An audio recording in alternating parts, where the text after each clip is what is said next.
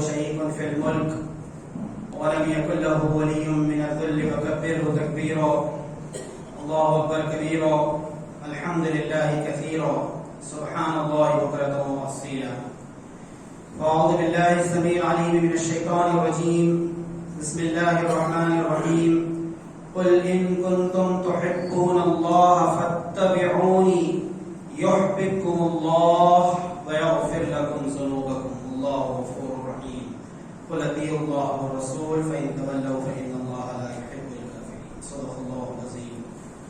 حمد و ستائش اللہ رب العالمین کے لیے. ہم سب اس کی بڑائی اور بزرگی بیان کرتے ہیں. اس پوری کائنات کا, اس پورے یونیورس کا وہی کریٹر, سسٹینر, اوریجنیٹر, لا میکر اور لا گیور ہے, خالق و مالک, اور اس پوری کائنات کا رزاق اور مختار کل ہے. درود و سلام ہو تمام انبیاء پر, تمام رسولوں پر, بالخصوص آخری نبی سیدنا محمد مصطفیٰ صلی اللہ علیہ وسلم پر, جنہیں اللہ تعالیٰ نے محسن انسانیت, بینیفیکٹر آف ہیومینٹی بنا کر روانہ فرمایا. سامعین محترم, سورہ آل عمران کی ایک آیت اس موقع پر آپ کے سامنے تلاوت کی گئی. اس میں اللہ تبارک و تعالیٰ نے نبی کریم صلی اللہ علیہ وسلم کو حکم دیا کہ آپ لوگوں تک ایک میسیج پہنچائیے. اپنے نبی سے کہا کہ یہ ایک میسیج ہے جو سارے انسانوں تک آپ پہنچائیے. قل ان کنتم تحبون اللہ, اے نبی صلی اللہ علیہ وسلم آپ لوگوں سے کہیے, یہ میسیج ان تک کنوے کیجئے کہ اگر تم چاہتے ہو کہ اللہ کو اپنا محبوب بناؤ, لو آف اللہ, اللہ کی محبت تم اپنے اندر پیدا کرو, تو اس کا لازمی تقاضا یہ ہوگا کہ فاتبعونی, تمہیں میری اتباع کرنا ہوگا, تمہیں مجھے فالو کرنا ہوگا, تمہیں میرے پیچھے چلنا ہوگا. میرے نقش پا اور فوٹ اسٹیپ انہی کو اپنا گائیڈ بنانا ہوگا, انہی کو اپنا رہنما بنانا ہوگا. فاتبعونی یحببکم اللہ, اور اس کا الٹیمیٹ رزلٹ یہ نکلے گا کہ اللہ تعالیٰ تمہیں چاہنے لگے گا, اللہ تعالیٰ تم سے محبت کرنے والا بنے گا, اور پھر وَيَغْفِرْ لَكُمْ ذُنُوبَكُمْ, تمہارے گناہوں کو معاف کیا جائے گا. قُلْ اطیعوا اللَّهَ وَاطِیعُوا الرَّسُولَ, نبی صلی اللہ علیہ وسلم آپ کہیے کہ اطاعت کرو اللہ کی اور اطاعت کرو اللہ کے رسول کی. جب ہم یہ دو الفاظ ایک ساتھ استعمال کرتے ہیں کمبینیشن میں کہ اللہ کی محبت اور اللہ کی اطاعت, ان دو جامع الفاظ کو ایک لفظ میں بیان کیا جاتا ہے, اسے عبادت یا ورشپ کہتے ہیں. تو ورشپ یا عبادت کے دو کمپوننٹس ہوئے کہ اللہ کی محبت اور اس کے نتیجے میں اللہ کے احکام پر عمل, جو آرڈرز آف اللہ ہیں, جو شریعت ریویلڈ فرام اللہ ہے, اس پر ہم عمل کریں, یہ عبادت ہے. اس میں اللہ کی اطاعت اور محبت شامل ہے. اور جب یہی الفاظ استعمال کیے جاتے ہیں کہ رسول اللہ صلی اللہ علیہ وسلم کی اطاعت اور آپ کی محبت, تو ان دونوں کے لیے اتباع کا لفظ استعمال ہوتا ہے. عبادت یا ورشپ کے کمپوننٹ اطاعت اور محبت ہیں, اور جب نبی صلی اللہ علیہ وسلم کے ریفرنس سے بات پیش کی جاتی ہے کہ ہمیں رسول کی اتباع کرنا ہے, اور اس اتباع میں دو چیزیں شامل ہیں کہ ہمیں حب رسول اپنے اندر پیدا کرنا ہے, نبی کی محبت اپنے دلوں میں پیدا کرنا ہے, اور پھر نبی کریم صلی اللہ علیہ وسلم کی اطاعت. یہ اتباع اتنا جامع ورڈ ہے کہ اس کا ہم معنی کوئی لفظ انگلش میں پایا نہیں جاتا. اس کے لیے فالوئنگ اور obeying, imitation, obedience, following the footstep, اس طرح کے الفاظ استعمال کیے جاتے ہیں. لیکن ایک اتباع عربی زبان کا بہت جامع ورڈ ہے. قرآن مجید نے کہا فاتبعونی یحببکم اللہ ویغفر لکم ذنوبکم. اتباع یہ ہے کہ کسی ہستی سے اتنی محبت ہو جائے کہ چاہے اس نے حکم دیا ہو یا نہ دیا ہو کہ ایسا کرو ایسا نہ کرو, اس کے ہر عمل اور اس کے ہر فعل کی پیروی کی جائے, اس کے پیچھے چلا جائے. ایک شاعر نے کہا تھا جہاں تیرا نقش قدم دیکھتے ہیں, نقش قدم کہتے ہیں فوٹ اسٹیپ کو. شاعر نے نبی کریم صلی اللہ علیہ وسلم کو ایڈریس کیا اپنے اس پوئٹری میں, اور اس نے کہا جہاں تیرا نقش قدم دیکھتے ہیں, خیاباں خیاباں ارم دیکھتے ہیں, کہ جہاں نبی کے قدم نظر آتے ہیں, فوٹ اسٹیپ نظر آتے ہیں, ہمیں ہر طرف باغ ہی ہی باغ اور جنت ہی جنت نظر آتی ہے. خیاباں کہتے ہیں باغ کو اور ارم کہتے ہیں جنت کو. جہاں تیرا نقش قدم دیکھتے ہیں خیاباں خیاباں ارم دیکھتے ہیں. اس وقت آپ دیکھتے ہیں کہ ہمارے اپنے ملک میں بہت خاص ایجنڈے کے تحت اور بڑی منصوبہ بندی کے تحت حضور اکرم حضرت محمد مصطفیٰ صلی اللہ علیہ وسلم کی ذات مبارکہ کو ایک ٹارگٹ پر رکھا گیا ہے. اور آپ صلی اللہ علیہ وسلم کے بارے میں بدتمیزیاں کرنا، گستاخیاں کرنا، غلط الفاظ استعمال کرنا، آپ کی بیویوں یعنی ازواج مطہرات رضوان اللہ تعالی علیہ مجمعین کی عمر کے بارے میں، ان کی تعداد کے بارے میں، پولیگیمی کے بارے میں، تعدد ازواج کے بارے میں، یہ سارے عنوانات پر ایک بہت منصوبہ بند طریقے سے اسٹریٹجک اور پلان انداز سے اس ملک کے وہ لوگ جنہیں علم نہیں ہے، وہ جہالت کا شکار ہیں، تعصب اور پریجوڈیس کا شکار ہیں، وہ مختلف انداز سے زہر اگل رہے ہیں اور اس کے ذریعے سے گویا مسلمانوں کے ایمان کو جانچ کر اور ٹیسٹ کر کے دیکھنے کی وہ کوشش کر رہے ہیں. یہ واقعات جو اس وقت ہو رہے ہیں یہ ایسا نہیں ہے کہ اچانک ہندوستان کے اندر ایسے حالات پیدا ہوئے. ہر زمانے میں اور ہر ملک میں اس طرح کے واقعات ہوئے. خود نبی کریم صلی اللہ علیہ وسلم کی مبارک زندگی میں اللہ کے رسول صلی اللہ علیہ وسلم کو مجنون کہا گیا. مجنون اس آدمی کو کہتے ہیں جس پر جنوں کا اثر ہوا ہے، کچھ اثرات ہو گئے. ما انت برحمت ربک بمجنون، اے نبی صلی اللہ علیہ وسلم اپنے رب کے فضل سے آپ کوئی مجنون نہیں ہے، آپ پر کوئی سایہ وایا نہیں ہوا ہے، کوئی اثرات نہیں ہوئے. 11 مرتبہ قرآن مجید نے مجنون کا لفظ استعمال کیا، پورے 11 مقامات پر پیغمبروں کے ریفرنس استعمال کیے. صرف نبی کے ساتھ بھی معاملہ پیش نہیں آیا، اس سے پہلے جو انبیاء پیش آئے تھے اس دنیا میں انہیں بھی مجنون کہا گیا. تو اس ملک میں یہ جو واقعات ہو رہے ہیں اس کا ایک الگ مقصد ہے، اور یورپین کنٹریز میں اس طرح کے جو واقعات ہوئے تھے اس کا ایک بالکل الگ مقصد تھا. ڈنمارک کے اندر، سویڈن کے اندر، یو ایس اور یو کے اندر اور پھر یہ کہ کچھ دوسرے ممالک میں نبی کریم صلی اللہ علیہ وسلم کی ذات مبارکہ پر حملے کیے گئے، کارٹونز بنائے گئے، اور یہ کارٹون سیرت کا مذاق اڑانے کے لیے بنائے گئے، مسلمانوں کو اشتعال میں لانے کے لیے بنائے گئے، لیکن اس کے پیچھے جو مقصد تھا وہ اسلاموفوبیا تھا. وہاں جو مقصد تھا وہ اسلاموفوبیا تھا. ایک خوف انہیں طاری ہو گیا تھا کہ یہاں لندن سے لے کر نیو یارک تک ہر یونیورسٹی میں برقعے نظر آنے لگے ہیں، لڑکیاں حجاب میں نظر آنے لگی ہیں، مسلم نوجوان داڑھی رکھتے ہوئے مسجدوں کو جاتے ہوئے نظر آنے لگے ہیں.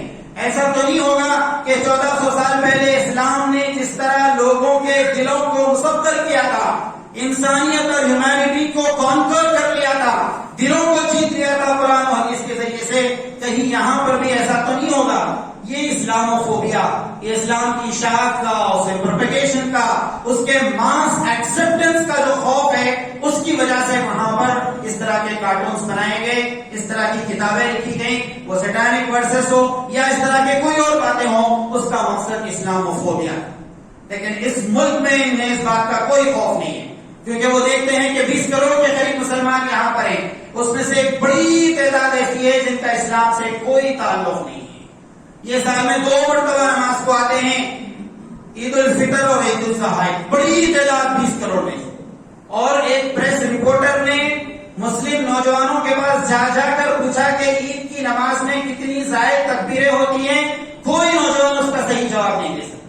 بعض مسلم نوجوان اس بات کا رپلائی نہیں دے سکے کہ عید کی نماز میں کتنی رکعتیں ہوتی ہیں. تو وہ دیکھ رہے ہیں کہ اس ملک میں عملاً اسلام سے تعلق بہت دور کا ہے. رمضان کا تعلق ہے، رمضانی بھائی ہیں جو رمضان میں مسجد میں نظر آتے ہیں، وہ بھی بہت کم تعداد. زیادہ تعداد ایسی ہے جو سال میں صرف 2 مرتبہ نماز پڑھتی ہے، عید الفطر اور عید الاضحیٰ. تو اسلاموفوبیا، اسلام کی اشاعت اور تبلیغ کہ اسلام پھیل جائے گا، اس کا کوئی خوف نہیں ہے، بلکہ یہاں پر یہ ساری ایکٹیویٹیز پولرائزیشن کے لیے ہو رہی ہیں.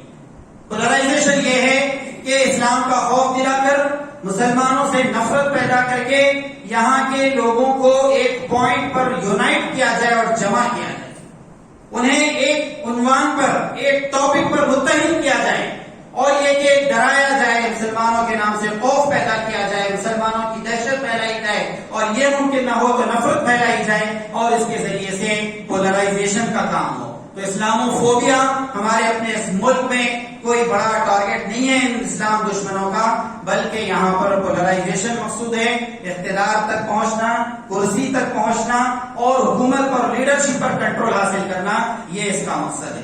ایسے میں امت مسلمہ، اللہ کے رسول صلی اللہ علیہ وسلم کے امتیوں، آپ سے محبت رکھنے والوں اور آپ پر ایمان رکھنے والوں کی کیا ذمہ داری ہوگی؟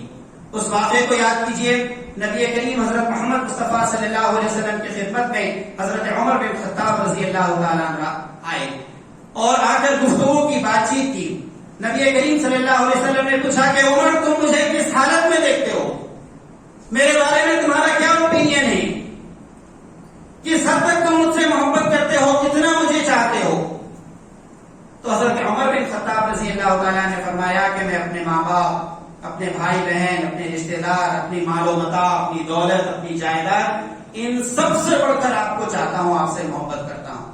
بس ایک ہی چیز ہے جس سے یہ محبت اور آگے بڑھتی ہے، وہ میری اپنی جان کی محبت۔ آپ ہر چیز سے زیادہ عزیز ہیں لیکن میری جان سے زیادہ عزیز نہیں۔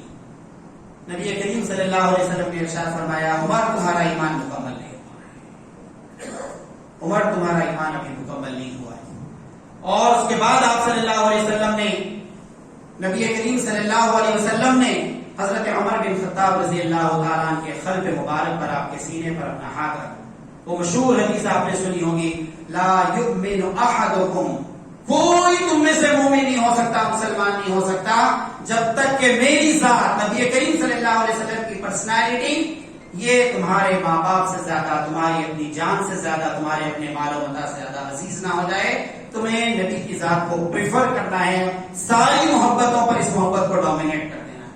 تو حضرت عمر بن خطاب رضی اللہ تعالیٰ عنہ کے سینے پر ہاتھ رکھا اور نبی کریم صلی اللہ علیہ وسلم نے دعا فرمائی، اور اس کے بعد ایک انقلاب اور ایک تبدیلی کے لیے بہت زیادہ وقت میسر نہیں درکار ہوا۔ حضرت عمر بن خطاب رضی اللہ تعالیٰ نے جب یہ بات سنی تو آپ صلی اللہ علیہ وسلم سے ارشاد فرمایا حضرت عمر نے کہ آج کے دن کے بعد سے آپ کی ذات مجھے اپنے جان سے زیادہ عزیز ہے۔ تو یہ اس وقت پوری دنیا کے مسلمانوں کا معاملہ ہے کہ اگر قرآن مجید کے اوراق جلائے جاتے ہیں جس طرح کے سویڈن اور ڈنمارک میں ہوا، تو پوری دنیا کے مسلمان بے چین اٹھتے ہیں، وہ چاہتے ہیں کہ اس معاملے کو اٹھائیں، کچھ آواز اٹھائیں اپنی۔ اللہ تبارک و تعالیٰ کی ذات مبارکہ کے بارے میں کچھ باتیں کہی جاتی ہیں تو مسلمان آواز اٹھاتے ہیں، دین کے بارے میں مذاق اڑایا جاتا ہے اور اس کے بارے میں کچھ غلط باتیں کہی جاتی ہیں، مسلمان آواز اٹھاتے ہیں۔ لیکن جب حضور اکرم صلی اللہ علیہ وسلم کی ذات مبارکہ کے بارے میں کچھ نازیبا اور جاہلانہ گستاخانہ باتیں کی جاتی ہیں تو امت مسلمان کے افراد اور بالخصوص نوجوان اس بات کو برداشت نہیں کر پاتے اور وہ آتے ہیں اور اس کو ڈیفینڈ کرتے ہیں، اس بات کی کوشش کرتے ہیں کہ نبی کریم صلی اللہ علیہ وسلم کے مبارک زندگی کے مختلف ایسپیکٹس کو، مختلف پہلوؤں کو دنیا کے سامنے پیش کیا جائے اور لوگوں کو یہ بات بتائی جائے کہ تم انتہائی غلط قسم کی حرکت کر رہے ہو جو نبی کی شان میں گستاخی کر رہے ہو۔ تو آپ دیکھیں گے حضور اکرم صلی اللہ علیہ وسلم کی محبت، جسے عشق رسول اور حب رسول کہتے ہیں، یہ دراصل ایمان کا تقاضا ہے اور اس کا الٹیمیٹ رزلٹ یہ نکلنا چاہیے کہ اتباع رسول پیدا ہو۔ ہم یہ بات طے کر لیں کہ ہم نبی کریم صلی اللہ علیہ وسلم کی مبارک زندگی کو فالو کریں گے اور اس کی اتباع کریں گے۔ اس کا جو پہلی منزل ہے وہ ملک نصر اللہ عزیز ایک مشہور شاعر تھے، انہوں نے کہا تھا میری زندگی کا مقصد تیرے دین کی سرفرازی، میں اسی لیے مسلمان، میں اسی لیے نماز۔ انہوں نے کہا تھا کہ اگر تم یہ کہتے ہو کہ ہم اللہ کے رسول سے محبت کرتے ہیں اور آپ کی اطاعت کرتے ہیں تو پھر تمہارے لیے جو پہلا اسٹیپ ہوگا وہ یہ ہے کہ تم اپنی زندگی کا گول، اس کا ہدف، اس کا ٹارگیٹ، اس کا موٹو طے کرو، زندگی کا مقصد تم طے کرو، اور یہ مقصد یہ ہوگا کہ نصراتی ونسکی ومحیایا ومماتی للہ رب العالمین، بلا شبہ میری نماز، میری قربانیاں اور میرا جینا اور میرا مرنا سب کچھ اللہ رب العالمین کے لیے۔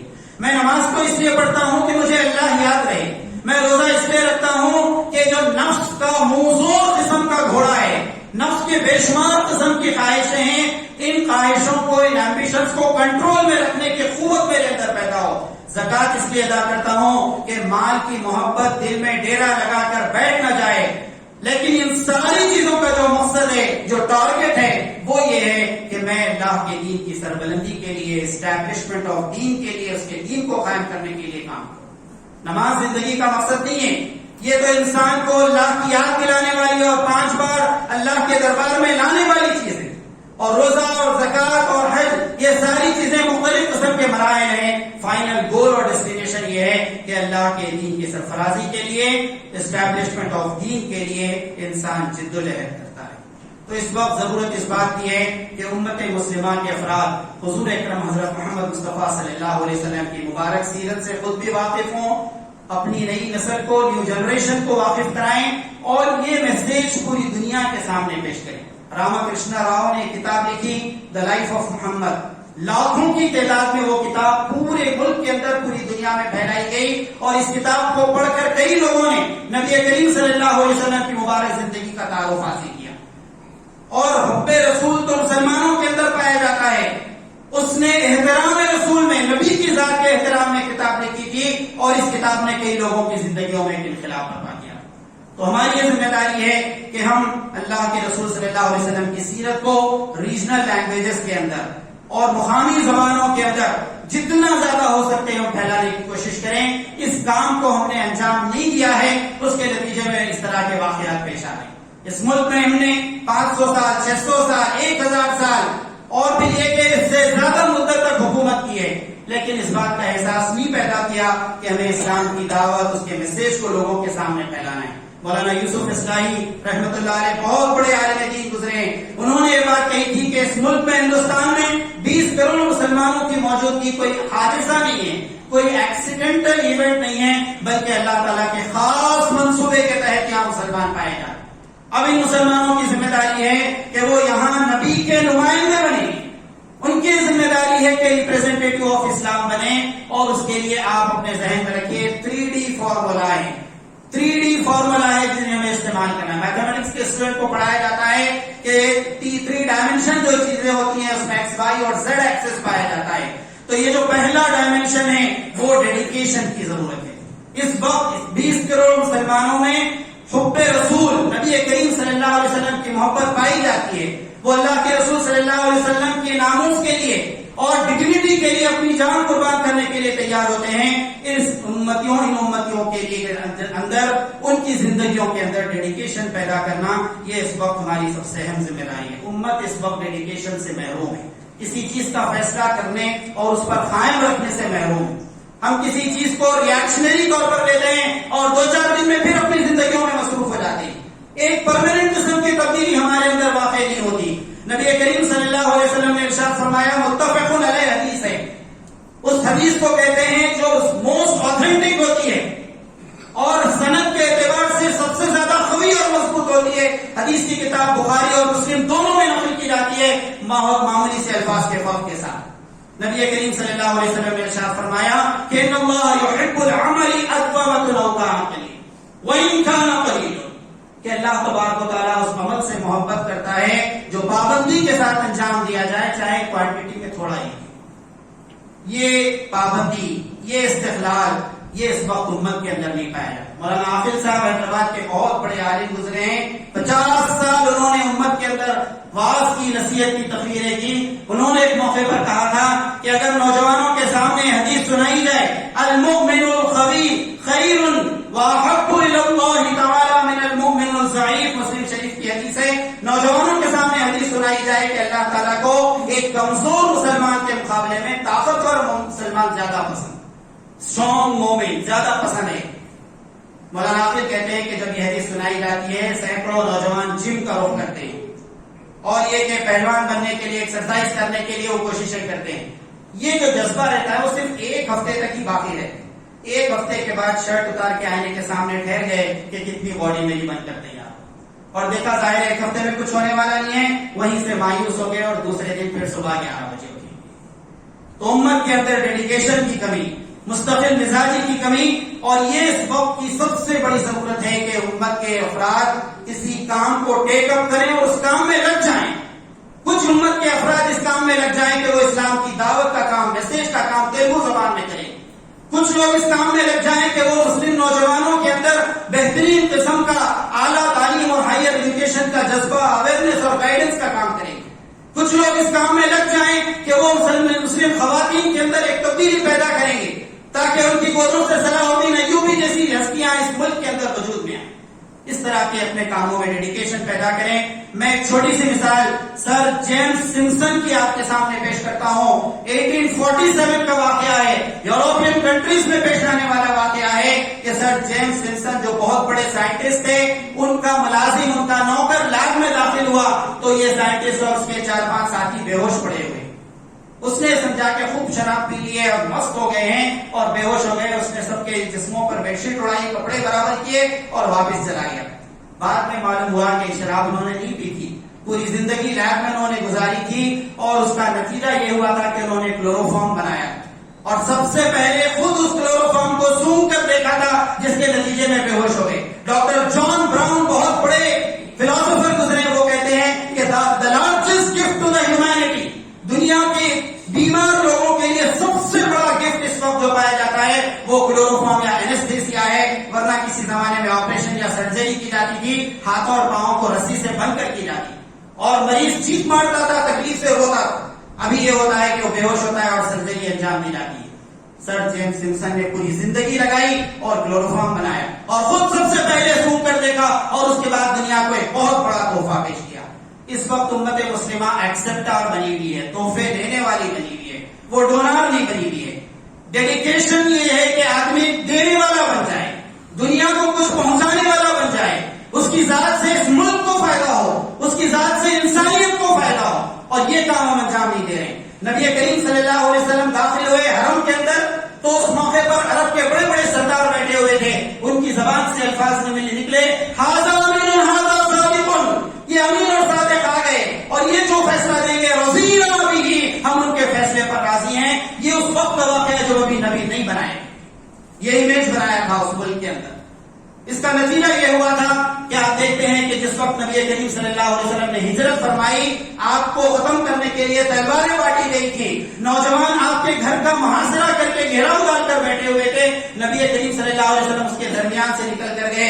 جاتے وقت حضرت علی کو اپنے بستر پر لٹایا اور یہ ہدایت کی کہ کچھ امانتیں ہیں مکے کے مشرکیوں کی, کافروں کی اور وہ لوگوں کی جو میرے جان کے در پہ ہیں, ان کے پیسے ان کو واپس کرنا اور اس کے بعد ہجرت کر کے دنیا کو دینے والے بنے. اپنے کیریکٹر کے ذریعے سے, اپنی سیرت کے ذریعے سے. یہ بات ہم نبی کریم صلی اللہ علیہ وسلم کی سیرت میں پڑھتے ہیں. بخاری شریف کی روایت, ابن عمر رضی اللہ تعالیٰ عنہ راوی ہیں, الید العلیٰ خیر من الید السفلیٰ, کہ اللہ تبارک و تعالیٰ کو اوپر کا ہاتھ زیادہ پسند ہے نیچے والے ہاتھ سے. کب تک ہم نیچے والا ہاتھ بنیں گے؟ کب تک 4% ریزرویشن کی بھیک مانگتے رہیں گے؟ کب تک اپنے حقوق اور رائٹس کا مطالبہ کرتے رہیں گے؟ کب ہم آگے بڑھ کر دنیا کو کچھ دینے والا بنے؟ اس ملک میں ہمیں بوجھ اور لائبلٹی سمجھا جا رہا ہے, اس لیے کہ ہم نے یہاں پر سویگی اور زومیٹو کے ڈیلیوری بوائز کو تیار کیے, اولا اوبر کے ڈرائیورز کو ہزاروں کی تعداد میں ہمارے پاس مل جاتے ہیں, لیکن اسکلڈ لیبر ہم نے تیار نہیں کیا. ہائی اسکلڈ قسم کے لوگوں کو ہم نے نہیں تیار کیا. بڑے بڑے سائنٹسٹ, بڑے بڑے لائرز اور بڑے بڑے انجینئرز اور ڈاکٹرز ہمارے پاس نہیں پیدا ہوئے, جو ہیں وہ بہت کم, جسے آٹے میں نمک کہا جاتا ہے. تو ڈیڈیکیشن اور اس کے بعد ڈونیشن, ڈونر بنے, ایکسپٹر نہ بنے. اور آخری بات یہ کہ ڈسپلن اپنے اندر پیدا کریں. نبی کریم صلی اللہ علیہ وسلم نے ارشاد فرمایا, متفق علیہ روایت ہے, عن عبادہ ابن صامت رضی اللہ تعالیٰ عنہ, نبی کریم صلی اللہ علیہ وسلم سے روایت کرتے ہیں, اللہ کے رسول صلی اللہ علیہ وسلم نے فرمایا کہ علی السمع والطاعہ فی العسر والیسر. اللہ کے رسول صلی اللہ علیہ وسلم نے ہمیں ہدایت کی تھی کہ ہم سنیں گے اور اطاعت کریں گے, ڈسپلن لائف ہم گزاریں گے, فی العسر والیسر, اچھے حالات میں بھی اور خراب حالات میں بھی, والمنشط والمکرہ ولا اطر علینا ولا ان تنازع لامر اہلہ. یہ نبی کریم صلی اللہ علیہ وسلم کی ایک طویل حدیث ہے, امت کے اندر ڈسپلن پیدا کرنے والی. اور اس چیز کی سب سے زیادہ کمی ہے, یہ 3D کا جو تیسرا ایسپیکٹ ہے, امت اپنے اندر ڈسپلن پیدا کرے. ہمارے اندر کا ڈسپلن دیکھنا ہو تو مسجد کے باہر گاڑیوں کی پارکنگ دیکھ لیجیے. ہمارے اندر ڈسپلن دیکھنا ہو تو دروازے کے باہر مسجد کے چپل رکھنے کے انداز دیکھ لیجیے. ہمارا ڈسپلن دیکھنا ہو تو ولیمے کی دعوت میں ڈائننگ ٹیبل پر جاتے وقت کا ایک منظر دیکھ لیجیے. ہم نے دنیا کے سامنے یہ بات ثابت کی ہے کہ لیسٹ ڈسپلن اگر کسی کے اندر پایا جاتا ہے تو وہ ہماری امت.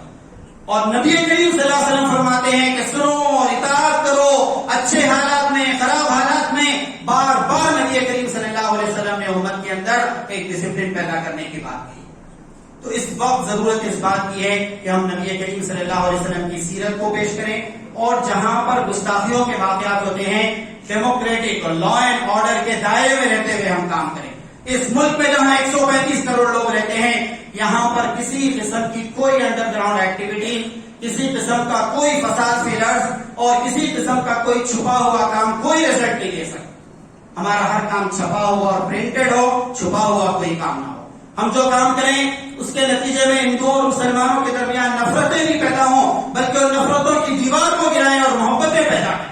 لوگ نفرت بانٹ رہے ہیں، محبت بانٹنے کا کام کریں، لیکن اس کے ساتھ ساتھ قانونی طور پر جو ہمیں اسٹرگل کرنا ہے، اور پھر یہ کہ جس چیز کی ہمیں اجازت مل سکتی ہو اس ملک کے قانون کے تحت ہم اپنی آواز ضرور پیش کریں، اور ایک پلیٹ فارم پر جمع ہو کر متحد ہو کر ایک سیسا پلائی ہوئی دیوار بنے، تبھی اس ملک کی تقدیر بدل سکتی ہے۔ اللہ تعالیٰ ان باتوں پر غور کرنے اور عمل کرنے کی توفیق عطا فرما۔ رب اغفر وارحم وانت خیر الراحمین والحمد للہ رب العالمین۔